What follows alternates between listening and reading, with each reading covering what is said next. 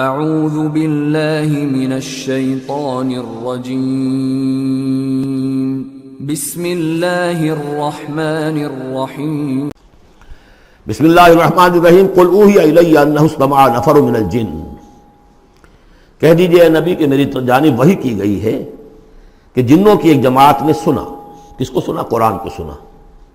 فقالوا انا سمعنا قرآنا عجبا، انہوں نے کہا ہم نے سنا ہے ایک بہت ہی دل کو لبھانے والا قرآن، یہدی الی الرشد، جو نیکی اور رشد اور ہدایت کی طرف رہنمائی کر رہا ہے۔ فآمنا بہ، تو ہم تو ایمان لے آئے۔ اس وقت بھی میں نے کہا تھا یہ لمحہ فکریہ ہے، ایک دفعہ کیا اجتماع ہے قرآن کا، اور وہ بندے کہاں سے کہاں پہنچ گئے، تو داعی بن گئے۔ ہمارا کیا حال ہے؟ ہم نے اس معنی میں قرآن کبھی پڑھا ہی نہیں، سنا ہی نہیں۔ سنتے ہیں تو خیبر میل کی سپیڈ سے جو پڑھ رہا ہوتا قاری، 5 دن میں پورا قرآن، 6 دن میں پورا قرآن، اور اشتہار دیے جا رہے ہیں۔ یہ ہے ہمارا ریچول۔ یہاں تو 20 منٹ میں ہو جاتی ہے، یہاں 30 منٹ، یہاں چلو وہاں اور سے بھی کم میں ہو جاتی ہے، وہاں چلو۔ قرآن کا نتیجہ تو یہ نکلنا چاہیے وہ آپ کو پوزیس کر لے، جانے نہ دے۔ انا سمعنا قرآنا عجبا یہدی الی الرشد فآمنا بہ ولن نشرک بربنا احدا، اب ہم کبھی بھی اپنے رب کے ساتھ کسی کو شریک نہیں ٹھہرائیں گے۔ وانہ تعالی جد ربنا، اور یقیناً ہمارے رب کی عزت شان بہت بلند ہے۔ ما اتخذ صاحبۃ ولا ولدا، اس نے نہیں اختیار کی نہ کوئی بیوی اور جورو نہ کوئی اولاد۔ وانہ کان یقول سفیہنا علی اللہ شططا، اور یقیناً ہمارا جو بے وقوف ہے بڑا، مراد یہاں پہ ہے وہی عزازیل، ابلیس، لعین، وہ چونکہ ہمارا ذرا بڑا بڑگر ہے، تو وہ جو کچھ کہتا رہا ہے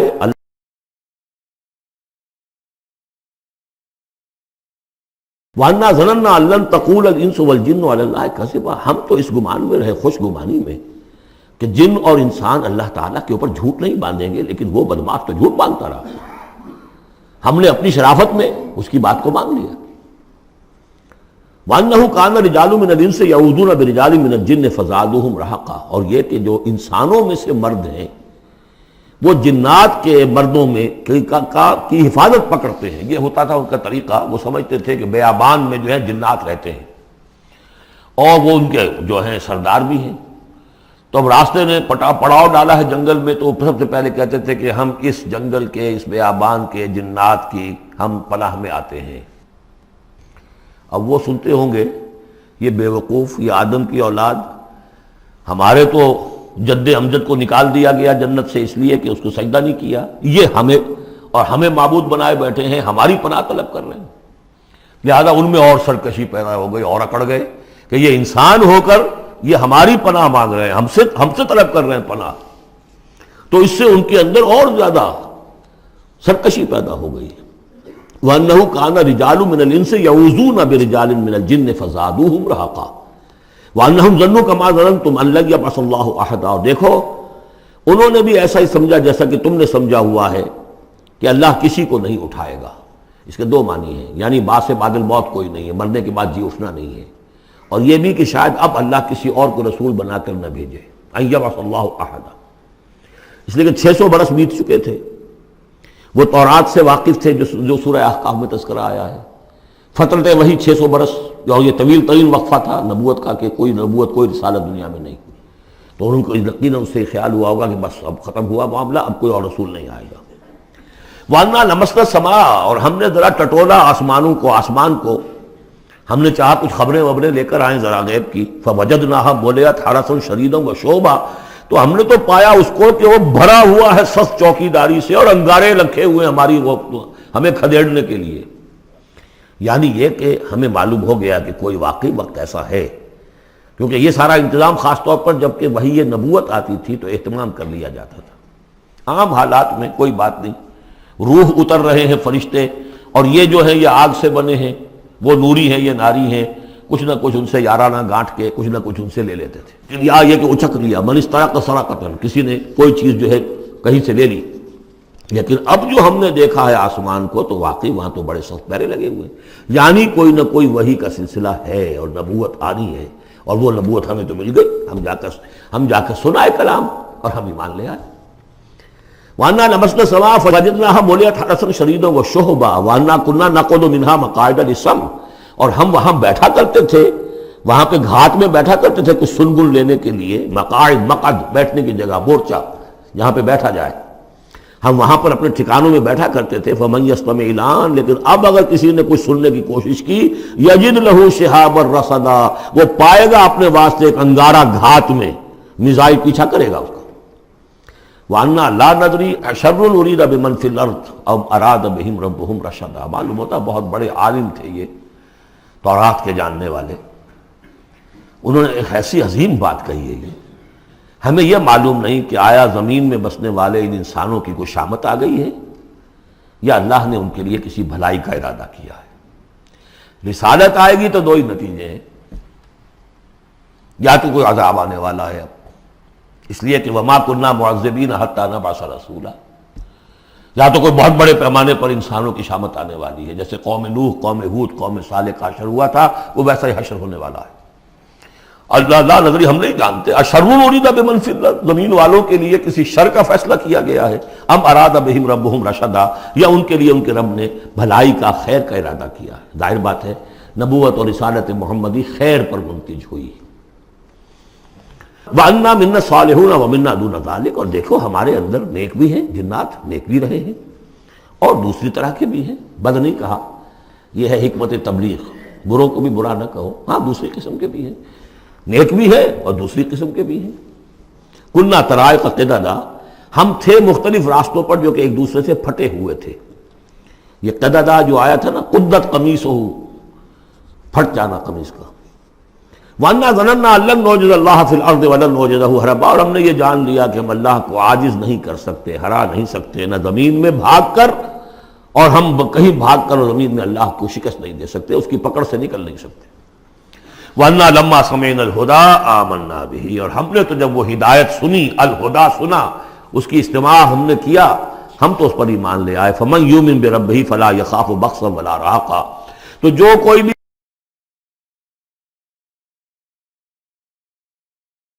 زبردستی ہوگی، کچھ زیادتی ہوگی، جیسے جیسے ان کے اعمال صالحہ ہیں پورے پورے اللہ تعالیٰ ان کا اجر ان کو دے دے گا۔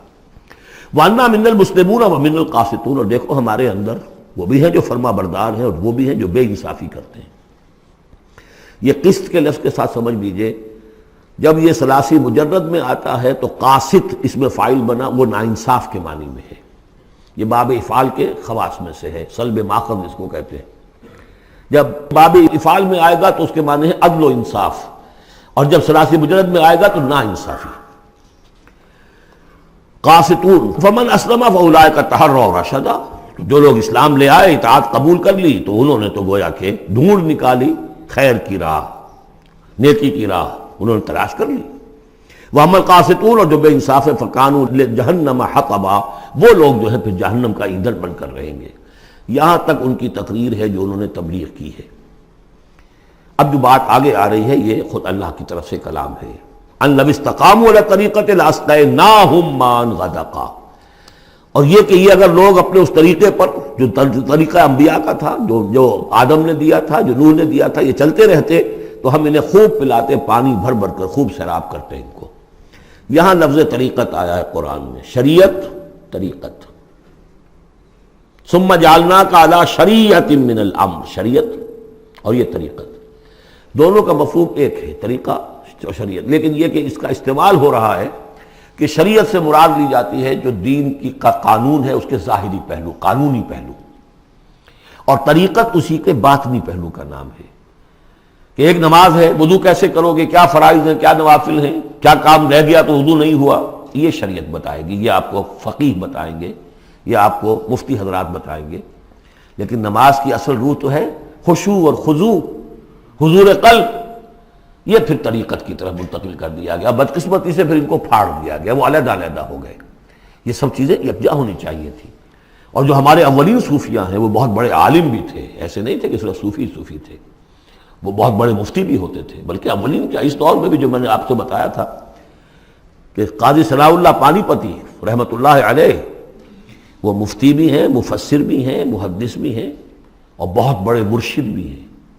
میرزا مظہر جانے جانا شہید کے خلیفہ ہیں، اور یہ سب شیخ احمد سرہندی رحمۃ اللہ علیہ کا جو سلسلہ ہے، سلسلہ مجددیہ نقشبندیہ، اس کے بزرگ ہیں، وہ ہیں وہ جامع صفات لوگ۔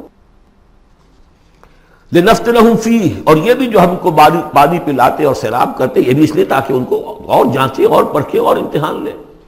ایک امتحان غربت میں ہے، ایک امتحان تمنگری میں ہے، ایک امتحان فاقے میں ہو رہا ہے، ایک امتحان ہو رہا ہے کہ کثرت سے ہم نے دے رکھا ہے۔ ومن یعرض عن ذکر ربہ، اور جو کوئی بھی اعراض کرے گا اپنے رب کے ذکر سے، یسلک عذابا صعدا، تو وہ چلے گا، وہ ڈال دے گا اس کو چڑھتے عذاب میں، اللہ تعالیٰ ایسے عذاب میں صعدا جس کی شدت بڑھتی چلی جائے گی۔ وَأَنَّ الْمَسَاجِدَ لِلَّهِ فَلَا تَدْعُوا مَعَ اللَّهِ أَحَدًا، اور دیکھو مسجدیں اللہ کے لیے ہیں۔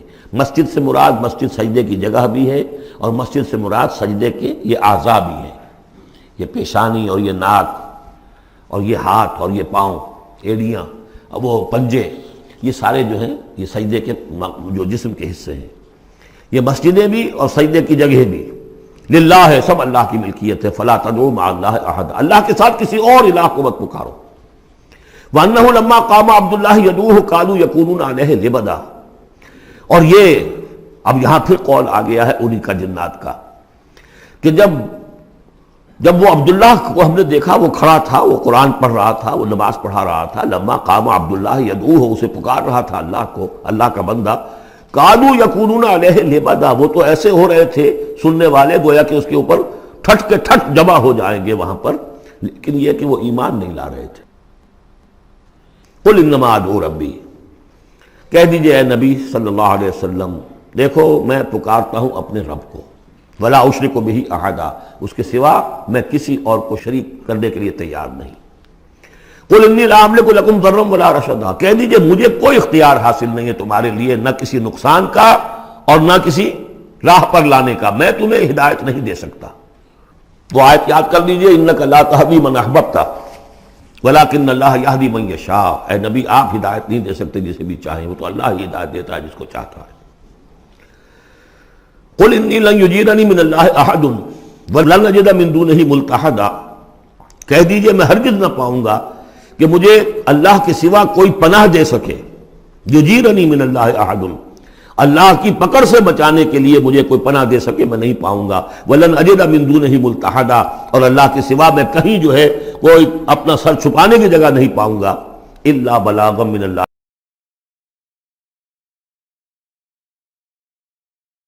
فریضہ سر انجام دوں، اگر میں نے یہ کام نہیں کیا تو میں پکڑا جاؤں گا۔ فَلَنَسْأَلَنَّ الَّذِينَ أُرْسِلَ إِلَيْهِمْ وَلَنَسْأَلَنَّ الْمُرْسَلِينَ، ہم تو پوچھ کر رہیں گے ان سے بھی جن کی طرف رسولوں کو بھیجا، اور پوچھ کر رہیں گے رسولوں سے بھی۔ وَمَنْ يَعْصِ اللَّهَ وَرَسُولَهُ، جو کوئی بھی اللہ اور اس کے رسول کی نافرمانی کرے گا، فَإِنَّ لَهُ نَارَ جَهَنَّمَ خَالِدِينَ فِيهَا أَبَدًا، تو اس کے لیے تو پھر جہنم کی آگ ہے جس میں وہ ہمیشہ ہمیشہ رہے گا۔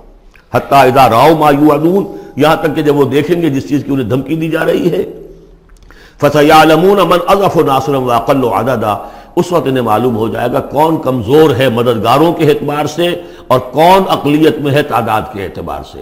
وہ تانے دیتے تھے نا کہ دیکھو محمد تمہارے پاس تو بیٹھے بھی ہوتے ہیں تو ہمارے کمی کاری بڑے لوور طبقات کے لوگ، اور وہ بھی چند ہوتے ہیں، دیکھو جا کے ابو جہل کی محفل بھری ہوئی ہے، بڑے بڑے لوگ بیٹھے ہوئے ہیں وہاں پر۔ اس وقت معلوم ہو جائے گا من اضعف ناصرا واقل عددا۔ یہ سورہ مریم میں بہت تفصیل سے یہ مضمون آیا ہے۔ قل ان ادری اقریب ما توعدون ام یجعل له ربی امدا، کہہ دیجئے نبی مجھے یہ معلوم نہیں ہے، آیا جس چیز کا تم سے وعدہ کیا جا رہا ہے، جس چیز کی دھمکی دی جا رہی ہے، وعدہ اور وعید بنیاد ایک ہی ہے، اصل میں اصل الفاظ ایک ہی ہیں، وعید دھمکی، وعدہ، لیکن حروف اصلی وہی ہے۔ آیا وہ قریب آ چکی ہے اسے، یا ام یجعل له ربی امدا، یا یہ کہ میرا رب اس کے لیے ابھی کچھ مہلت دے، کوئی تمہاری رسی دراز کرے، یہ میں نہیں جانتا۔ یہ سورہ انبیاء کے آخر میں بھی آیا تھا، قل ادری قریب ام بعید ما توعدون، کہہ دیجئے نبی میں نہیں جانتا کہ جس چیز کا تم سے وعدہ کیا جا رہا ہے وہ قریب آ چکی ہے یا بھی دور ہے۔ عالم الغیب، وہی ہے غیب کا جاننے والا، فلا یظہر علی غیبہ احدا، وہ اپنے غیب پر کسی کو مطلع نہیں کرتا، الا من ارتضی من رسول، سوائے جس کو وہ چاہے اپنے رسولوں میں سے۔ یہ بہت اہم قانون ہے قرآن کا، اور اس میں سارا مسئلہ علم غیب کا حل ہوتا ہے۔ ایک بات تو یہ کہ ہمارے جو بھی بریلوی بھائی ہیں وہ بھی مانتے ہیں، 4 باتیں وہ مانتے ہیں، 3۔ میں نے ایک مرتبہ تحقیق کی تھی بڑی مفصل، جا کر بعد لوگوں سے ملاقات کی، ابھی میں طالب علم تھا، کہا دیکھیے ہم ثابت مانتے ہیں ہم اس بات کو، نبی کا علم ذاتی نہیں عطائی ہے، اللہ نے جو دیا وہی ہے۔ نبی کا علم قدیم نہیں حادث ہے، پہلے نہیں تھا پھر ہو گیا، اللہ نے دے دیا تو ہو گیا۔ اور نبی کا علم غیر محدود نہیں محدود ہے۔ میں نے کہا یہ 3 باتیں جو شخص مان لے میرا اس سے اب کوئی جھگڑا نہیں رہا۔ لیکن ہمارے ہاں کچھ لوگوں نے ایک ڈیفینیشن کر لی علم غیب کی، علم غیب وہ ہے جو بغیر کسی کے بتائے خود حاصل ہو جائے۔ اس اعتبار سے تو میرے پاس بھی علم غیب ہے، یعنی کسی کے پاس کوئی علم ہے ہی نہیں۔ ہمیں دیا اساتذہ نے دیا، حضور کو دیا اللہ نے دیا، جبریل کو دیا اللہ نے دیا، اس معنی میں تو ذاتی علم تو کوئی بھی نہیں مانتا کسی کا، علم تو دینے سے ہوتا ہے۔ البتہ علم غیب کسے کہتے ہیں؟ وہ چیزیں جو ہماری نگاہوں سے چھپا دی گئی ہیں، وہ عالم غیب ہے، جنت ہے، دوزخ ہے، فرشتے ہیں، یہ سب کیا ہے؟ عالم غیب۔ تو نبیوں کو تو کچھ نہ کچھ حصہ اس کا دکھایا جاتا ہے تو نبی بنتے ہیں نا، ورنہ میرے اور نبی میں فرق کیا ہوا پھر؟ اگر میرا بھی علم وہی ہوتا ان السمع والبصر والفؤاد، تو میرے علم اور حضور کا بھی علم یہی ہوتا تو فرق کیا ہوا؟ حضور نے تو اس دوسرے علم کے اعتبار سے تو صاف کہہ دیا انتم عالم بامور دنیاکم، لیکن حضور کو معراج میں جنت دکھا دی، دوزخ دکھا دی۔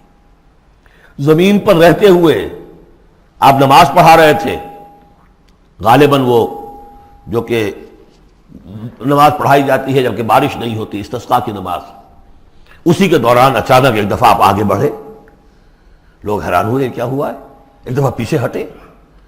لوگوں نے پوچھا بعد میں کہ حضور یہ نماز کا حصہ تھا، یعنی ہم بھی پھر اسی طرح کیا کریں اس نماز کے اندر؟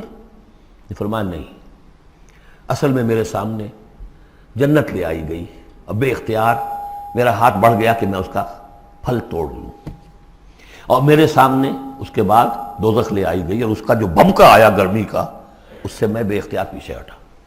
دنیا میں سیر کرا رہے ہیں، بہرحال یہ غیب ہی میں سے ہے۔ البتہ کل غیب، یہ جو مانے اللہ نبی کے لیے وہ کافر ہے، اور وہ مانتے ہیں، بریلوی بھی مانتے ہیں، کل غیب کا کوئی سوال ہی نہیں۔ نبی کا علم محدود ہے، نبی کا علم حادث ہے، نبی کا علم عطائی ہے۔ 3 باتیں مان لیجئے، باقی نبی کا علم کتنا تھا کتنا نہیں تھا یہ میں کون ہوں ناپنے والا، اور آپ کون ہیں ناپنے والے؟ دیا اللہ نے جو دیا، بتایا جو بتایا، اللہ اللہ اور خیر صلی اللہ۔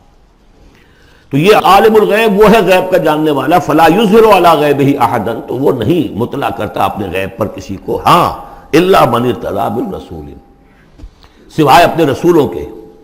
کذالک نوری ابراہیم ملکوت السماوات والارض، ہم نہیں پڑھ چکے؟ ابراہیم کو بھی ملکوت دکھائے، حضور کو